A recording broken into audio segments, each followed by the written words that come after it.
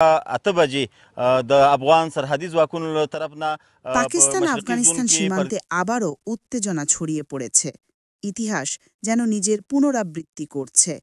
পুরনো সাম্রাজ্যের লেখা সেই একই নাটক, تقریبا 4 শুধু ساعته دوام অভিনেতারা وکړ 12 বদলেছে। بجې جګړه দুই ختمه شوه। প্রতিবেশী দেশের মধ্যে বাড়ছে সংঘাত, রক্তে ভেজা সীমান্তে নতুন করে শুরু হয়েছে যুদ্ধের আগুন। গত কয়েক সপ্তাহে পাকিস্তানের বিমান আফগানিস্তানের গভীরে প্রবেশ করে হামলা চালিয়েছে। এর জবাবে তালেবানও পাল্টা আক্রমণ করেছে পাকিস্তানের সীমান্ত চৌকিগুলোতে। যে দুই পক্ষ একসময় মিত্র ছিল, এখন তারা দাঁড়িয়ে গেছে যুদ্ধের দোরগোড়ায়। সাধারণ মানুষ গোলাবর্ষণ থেকে বাঁচতে সীমান্ত এলাকা ছেড়ে পালাচ্ছে। প্রতিটি তথাকথিত নির্ভুল হামলার পর শোকাচ্ছন্ন গ্রামগুলোতে চলছে জানাজা। কাবুলের দাবি পাকিস্তান আগ্রাসন চালাচ্ছে।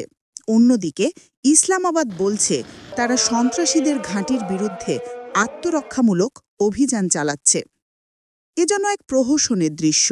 একসময় পাকিস্তানের সামরিক বাহিনীর আশ্রয়ে বেড়ে ওঠা অর্থ ও অস্ত্র পাওয়া তালেবানকে আজ তারা নিজেদের নম্বর 1 শত্রু ঘোষণা করেছে।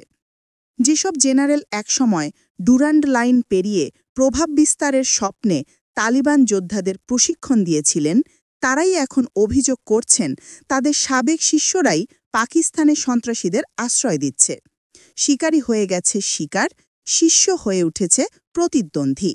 এই কাহিনী নতুন নয়। এটি সেই পুরনো স্নায়ুযুদ্ধকার সময়কার চিত্রনাট্যেরই পুনর্প্রচার।